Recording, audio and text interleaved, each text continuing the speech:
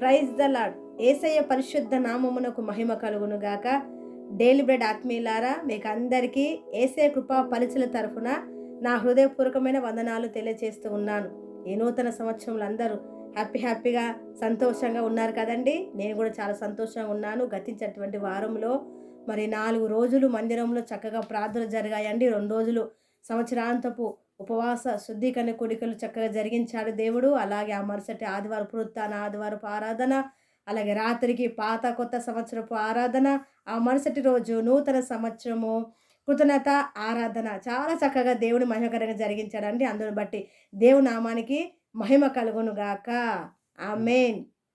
ఈ యొక్క నూతన సంవత్సరంలో మరలా ఈ డైలీ బడి కార్యక్రమంలో దేవుని వాక్యాన్ని చెప్పడానికి మీ ముందుకు వచ్చానండి. నాకెంతో సంతోషంగా ఉంది. మరలా ఈ రీతిగా మిమ్మల్ని కలుసుకోవడం నాకెంతో ఆనందంగా ఉంది. సరే అండి, మరి ఈరోజు దేవుడు మనకిచ్చినటువంటి వాక్యాన్ని చదువుకుందాం. మీరందరూ కూడా పరిశుద్ధ గ్రంథాలు తెరిచి చూడండి, లేకపోతే శ్రద్ధగా వినండి.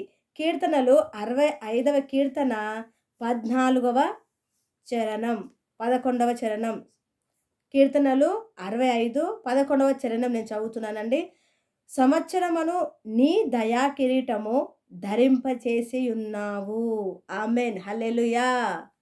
కిరీటాలు పరిశుద్ధ గ్రంథంలో చాలా కిరీటాలు ఉన్నాయండి. జీవ కిరీటము, నీతి కిరీటము, మహిమ కిరీటము, అక్షయ కిరీటము, అలాగా మనం చదువుతున్నప్పుడు అక్కడక్కడ మనకు కనబడుతూ ఉంటాయి.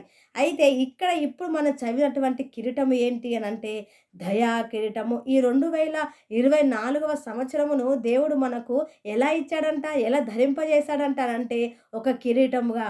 రాజులు కిరీటాలు ధరించుకుంటారు కదండీ! అలాగా దేవుడు మనకు ఈ సంవత్సరమును తన దయచేత దయా కిరీటంగా మనకు ధరింపచేశాడండి. దేవుడు తన దయచేతనే మనకు అనుగ్రహించాడు.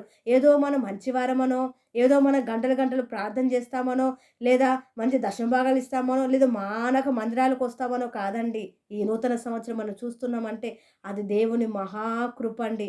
ఎంతోమంది మనకంటే జ్ఞానులు, ఘనులు గతించిపోయి ఉండవచ్చు కదండీ! పోయిన 23వ సంవత్సరమును చూడలేకపోయిన వారు ఎంతోమంది ఉండొచ్చు కదా! కానీ మనమందరం గూడా చక్కగా ఈ రీతిగా మరి దేవుని మందిరంలో గడిపి చక్కగా మన వాగ్దాలు పొందుకొని, సంతోషంగా బలలో పాలుపంపులు పొందుకొని ఈ రీతిగా ఉన్నామంటే అది దేవుని కృప కాదంటారా ప్రియమైన దేవుని బిడ్డలారా? అందుకే దావీదు మహారాజు ఏమంటాడో తెలుసా అండి? 103వ కీర్తనలో చూడండి. 103వ కీర్తన 2వ చరణం. నా ప్రాణమా యెహోవాను సన్నిధించుము, ఆయన చేసిన ఉపకారములలో దేనిని మరువకుము. ఇది పెద్ద ఉపకారము కదండీ! ఒక సంవత్సరం, ఒక నూతన సంవత్సరం మన జీవితంలో మనం చూస్తున్నామంటే ఇది ఉపకారం. అందుకే దావీదు మహారాజు అంటున్నాడు, దేవుడు చేసినటువంటి ఉపకారములలో దేనిని కూడా మరువకుము నా ప్రాణమా. మర్చిపోతూ ఉంటారు చాలామంది. నిన్న చేసిన సహాయమే గుర్తుండండి కొంతమందికి. అస్సలు గుర్తుకే ఉండదు. వారినేమంటారండి? నమ్మక ద్రోహులంటారు. విశ్వాసఘాతకులంటారు. కదండీ!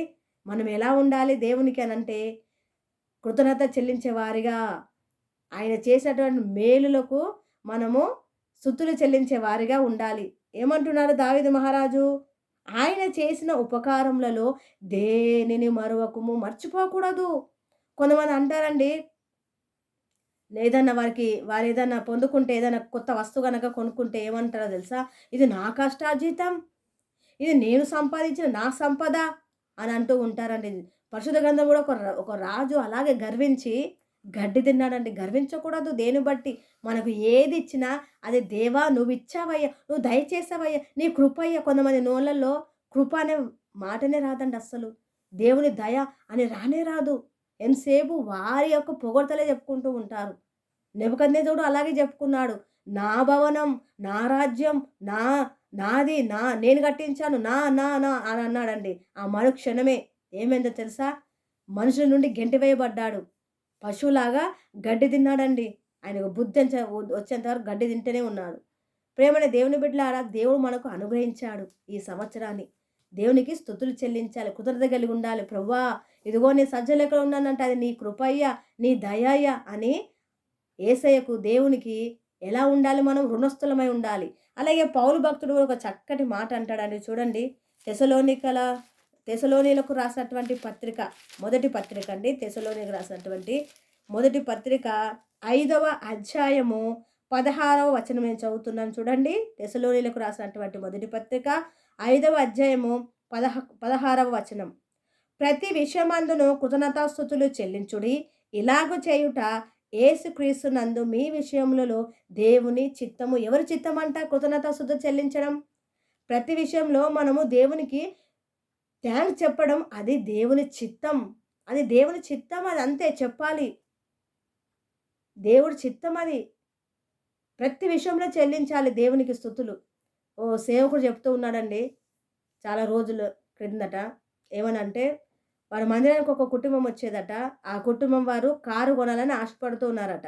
అయితే ప్రార్థన చేయండి పాస్టర్ గారు అని చెప్పి సేవకుని ప్రార్థన చేయమంటే సేవకుడు సంఘ అందరితో కలిసి ఉపవాస ప్రార్థనలో చక్కగా ఆ కుటుంబం కొరకు బిడ్డలు మరి కారు కొనాలనుకుంటున్నారయ్యా సహాయం చేయండి అని ప్రతి వారము ఉపవాస ప్రార్థనలో జ్ఞాపకం చేసుకుంటూ ఉండేవారట. ఆ కుటుంబం కొరకు చాలా అందరు కలిసి భారంగా ప్రార్థన చేశారట. అయితే కొన్ని రోజుల తర్వాత దేవుడు ప్రేమించి ఆ వ్యక్తికి చక్కటి కారు ఇచ్చాడండి.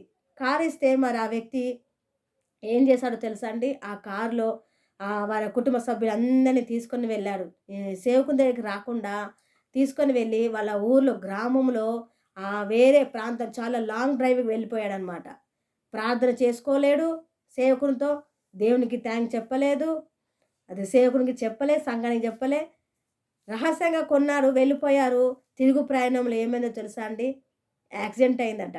ఆ కారుకి చాలా పాడైపోయింది. అలాగే అందులో ఉన్నటువంటి కొంతమందికి ఇద్దరు ముగ్గురికి కారు కూడా విరిగిపోయాయట. డ్యామేజ్ అయిపోయిందంట కారు.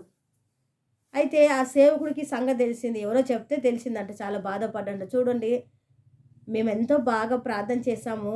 మరి సేవకుడికి ఆ బ్రదర్‌కి మరి దేవుడు మంచి కారు ఇచ్చాడు. మరి మొట్టమొదటిగా మందిరాన్ని తీసుకొచ్చి మరి దేవునికి థ్యాంక్స్ చెల్లించి ప్రార్థన చేయించుకుంటే ఎంత బాగుండేది అని బాధపడ్డారంట. చూడండి అలాంటి వారు కూడా ఉన్నారండి. కానీ దేవుని వాక్యం ఏం సెలవిస్తుంది చూడండి. ప్రతి విషయమందు కృతజ్ఞతాస్తుతులు చెల్లించడం చెల్లించుడి. ఇలాగు చేయుట యేసుక్రీస్తునందు మీ విషయంలో దేవుని చిత్తము. ప్రతి విషయంలో జన్మదినం జరుపుకుంటున్నావా? దేవుని కృతజ్ఞతాస్తుతులు చెల్లించాలి. వివాహ దినం జరుపుకుంటున్నారా? దేవునికి థ్యాంక్స్ చెల్లించాలి. ఏదైనా సరే నువ్వు ఇల్లు కట్టబోతున్నావా? వివాహం కొరకు వివాహాల కొరకు మీరు మ్యాచ్లు చూస్తున్నారా? ప్రతి విషయంలో ఒకవేళ మ్యాచ్ దొరికినా ఏ విషయంలో అయినా సరే ప్రతి విషయంలో కూడా దేవునికి కృతజ్ఞతాస్తుతులు చెల్లించాలండి. ప్రతి విషయంలో అలా చేయడం దేవుని చిత్తం. హల్లెలూయా, హల్లెలూయా. ప్రేమైన దేవుని బిడ్డలారా, మనము ప్రతి విషయంలో దేవునికి కృతజ్ఞత కలిగి ఉందుముగాక.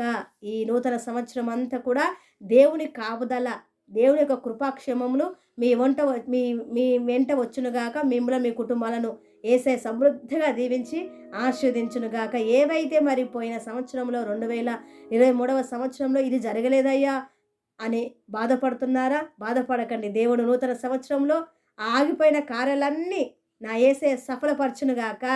ఆమేన్. అందరికి వందనాలండి. Praise the lord. చిన్న ప్రార్థన చేస్తాను. స్తోత్రము తండ్రి, మహోన్నతుడా నీకు వందనాలు, స్తోత్రాలు తండ్రి. ఉదయకాల సమయంలో ప్రభువా ఈ డైలీ బెడ్ కార్యక్రమంలో తండ్రి ఈ రీతిగా నాయన నీ వాక్యాన్ని పంచుకోవడానికి మాకు ఇచ్చిన సమయాన్ని బట్టి మీకు స్తోత్రాలు చెల్లిస్తున్నామయ్యా. ఈ యొక్క 2024వ సంవత్సరమును తండ్రి మీ దయా కిరీటంగా మాకు ధరింపచేసావు అయ్యా. మాలో ఏ మంచితనం లేదు కానీ తండ్రి అయ్యా మంచివాడవు నీవు, గొప్పవాడవు నీవు. నీ కృపచేత నీ దయచేత మాత్రమే మేము ఈ యొక్క నాయన నూతన సంవత్సరము నూతన దినాన్ని మేము చూడగలుగుతూ ఉన్నామయ్యా. అందును బట్టి నీకు స్తోత్రాలు చెల్లిస్తున్నాం. ప్రతి విషయంలో మేము నీకు కృతజ్ఞతాస్తుతులు చెల్లించడం అది మీ చిత్తమని ఈరోజు మేము నేర్చుకున్నామయ్యా.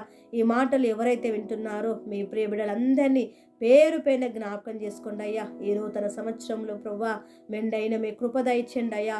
అయ్యా వారు తలపెడుతున్న ప్రతి కార్యాలన్నిటినీ మీరు సఫలపరిచి ప్రతి హృదయమును ఆనందముతో సంతోషముతో మీరు నింపమని ప్రార్థిస్తున్నాం తండ్రి. నీకు స్తోత్రాలు చెల్లిస్తూ యేసు నామమున అడిగి పొందుకొని ఉన్నాము తండ్రి. ఆమేన్. అందరికి వందనాలండి. ఈ దినమంతా దేవుని యొక్క విశేషమైన కృప కాపుదల మనందరికీ తోడే ఉండునుగాక.